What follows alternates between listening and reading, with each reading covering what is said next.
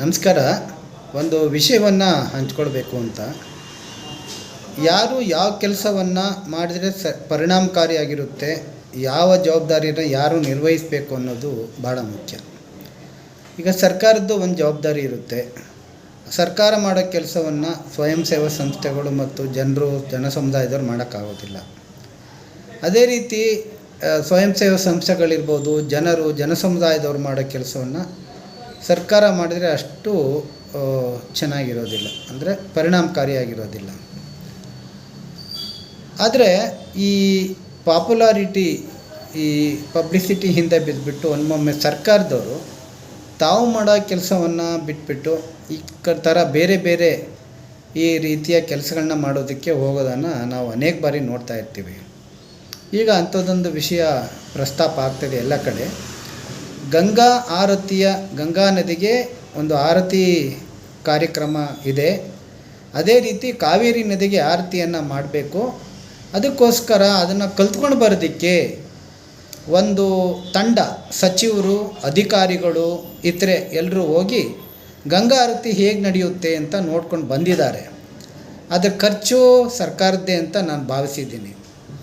ಅದನ್ನು ಇಲ್ಲಿ ಇವರು ಜಾರಿ ಮಾಡೋದಕ್ಕೆ ಹೊರಟಿದ್ದಾರೆ ಅನ್ನುವ ಸುದ್ದಿ ಪತ್ರಿಕೆಗಳಲ್ಲಿದೆ. ಮೊದಲನೇದಾಗಿ ಆರತಿ, ಈಗ ನದಿ ಮಳೆ ಹುಯ್ಯುತ್ತೆ, ನದಿ ತನ್ನ ದಾರಿಯನ್ನು ಹುಡುಕೊಂಡು ಹರಿಯುತ್ತೆ ಮತ್ತು ಸಮುದ್ರವನ್ನು ಸೇರುತ್ತೆ.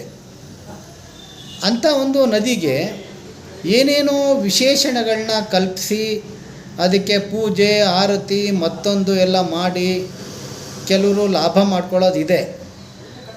ನದಿಗಳಿಗೆ ಪೂಜೆ ಮಾಡೋವಂಥದ್ದು, ಅದಕ್ಕೆ ಗೌರವ ಸಲ್ಲಿಸುವಂಥದ್ದು ಜನರ ಒಂದು ನಡ್ಕೊಂಡು ಬಂದಿದೆ. ಅದನ್ನು ಜನ ಮಾಡ್ಕೊಳ್ತಾರೆ. ಭಕ್ತರು ಯಾರಿದ್ದಾರೆ, ಯಾವ ನದಿಗೆ ಎಲ್ಲಿ ಅವ್ರು ಪೂಜೆ ಅವ್ರು ಮಾಡ್ಕೊಳ್ತಾರೆ. ಸರ್ಕಾರದ ಕೆಲಸ ಏನಿಲ್ಲ, ಅವ್ರು ಯಾಕೆ ಇಲ್ಲಿ ಮಧ್ಯೆ ಬರಬೇಕು ಭಕ್ತರು ಮತ್ತು ನದಿ ನಡುವೆ? ಒಂದನೇ ಪ್ರಶ್ನೆ. ಎರಡನೇದು, ಯಾತಕ್ಕೆ ಸರ್ಕಾರ ಆರತಿ ಮಾಡಬೇಕು ನದಿಗೆ? ನದಿ ತನ್ನ ಪಾಡಿಗೆ ತಾನು ಹರಿತಾ ಇದೆ, ಅದನ್ನು ಹಾಗೆ ಬಿಟ್ಬಿಟ್ರೆ ಸಾಕು. ನಾವು ಚಿಕ್ಕವರಿದ್ದಾಗ ಒಂದು ಹಳ್ಳದಲ್ಲಿ ಅದೇ ನೀರನ್ನು ಕುಡಿಯೋಕ್ಕೆ ಬಳಸ್ತಾ ಇದ್ವಿ. ಇವತ್ತು ಯಾವ ಹಳ್ಳದ ನೀರನ್ನು ಕೂಡ ಧೈರ್ಯವಾಗಿ ಕುಡಿಯೋದಕ್ಕೆ ಯಾರಿಗೂ ಮನಸ್ಸು ಬರ್ತಾ ಇಲ್ಲ, ಅಷ್ಟು ಕಲುಷಿತಗೊಂಡಿವೆ. ಈ ನದಿಗಳನ್ನು ತನ್ನ ಪಾಡಿಗೆ ತಾನು ಬಿಟ್ಟು ಅದು ಶುದ್ಧವಾಗಿರೋಂಗೆ ನೋಡ್ಕೊಂಬಿಟ್ರೆ ಅದೇ ದೊಡ್ಡ ಆರತಿ ಅಂತ ನಾನು ಭಾವಿಸ್ತೇನೆ. ಈಗ ನಗರದ ಕಲುಷಿತ ನೀರು ನದಿಗಳಿಗೆ ಹೋಗುತ್ತೆ.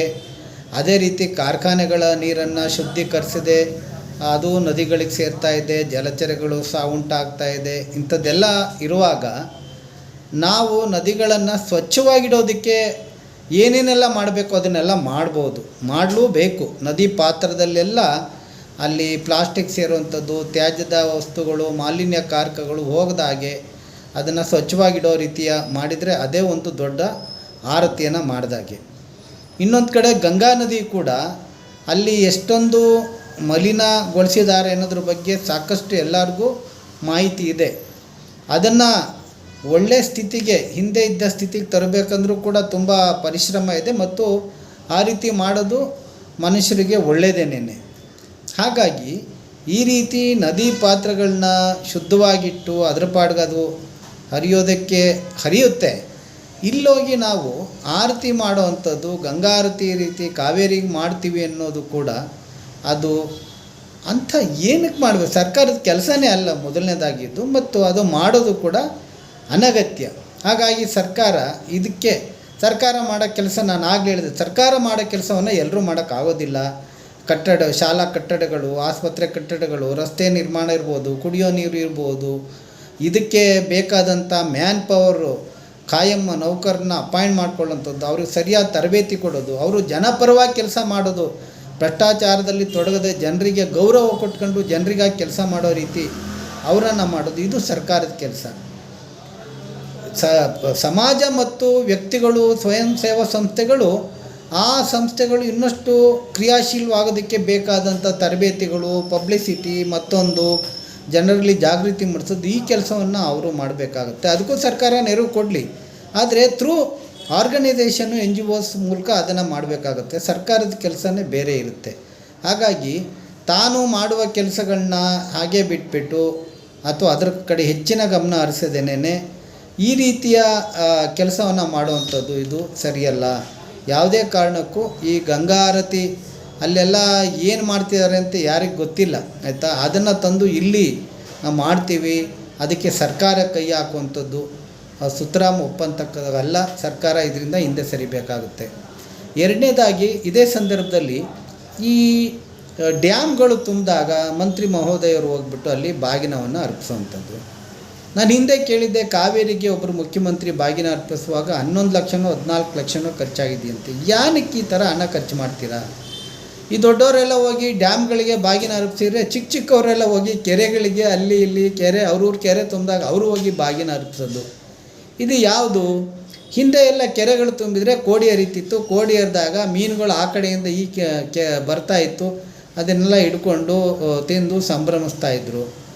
ಸೊ ನದಿ ಹರಿದಾಗ ಡ್ಯಾಮ್ ತುಂಬುತ್ತೆ. ಅದಕ್ಕೆ ಇವರು ಬಾಗಿನ ಅರ್ಪಿಸಿ ಮತ್ತಷ್ಟು ಅದಕ್ಕೆ ಖರ್ಚು ಮತ್ತು ಅದು ಮಾಲಿನ್ಯ ಮಾಡ್ದಂಗೂ ಆಗುತ್ತೆ. ಆ ಕೆಲಸ ಯಾಕೆ ಮಾಡಬೇಕು? ಅದರ ಬದಲು ಹೋಗಿ ನದಿಯನ್ನು ವೀಕ್ಷಣೆ ಮಾಡಿ, ಡ್ಯಾಮ್ ತುಂಬಿದ್ದದನ್ನ ವೀಕ್ಷಣೆ ಮಾಡಿ ಸಂತಸ ಪಡಿ. ಅದರಲ್ಲಿ ಏನಾದ್ರು ಕೆಲಸಗಳು ಮಾಡುವಂಥದ್ದು ಇದೆಯಾ ಅಂತ ಅದ್ರ ಕಡೆ ಗಮನ ಹರಿಸಿ. ಇನ್ನೂ ತಮಗೆ ತುಂಬ ಅದ್ರ ಬಗ್ಗೆ ಭಾವನಾತ್ಮಕವಾದಂಥ ಭಾವನೆಗಳಿದ್ದರೆ ನದಿ ನೀರಿನಲ್ಲಿ ಹೋಗಿ ನಿಂತು 4 ಹನಿ ತಲೆ ಮೇಲೆ ಹಾಕ್ಕೊಳ್ಳಿ, ಖುಷಿ ಪಡಿ, ಬನ್ನಿ. ಅದು ಬಿಟ್ಬಿಟ್ಟು ಈ ಗಂಗಾ ಆರತಿ, ಕಾವೇರಿ ಆರತಿ, ಬಾಗಿನ ಇವೆಲ್ಲವೂ ಕೂಡ ಅಂಥ ಜನೋಪಯೋಗಿಯಾದಂಥ ಕೆಲಸಗಳೇನಲ್ಲ. ಇದು ಕೇವಲ ಪಬ್ಲಿಸಿಟಿಗಾಗಿ ಮಾಡುವಂಥ ಕೆಲಸಗಳು. ಸರ್ಕಾರ ಈ ಬಗ್ಗೆ ಗಮನ ಹರಿಸಬೇಕು. ಸಾರ್ವಜನಿಕರು ಕೂಡ ಇಂಥ ಸಂದರ್ಭದಲ್ಲಿ ಪ್ರತಿಕ್ರಿಯಿಸಬೇಕು ಅಂತ ಮನವಿ ಮಾಡ್ತೇನೆ. ನಮಸ್ಕಾರ.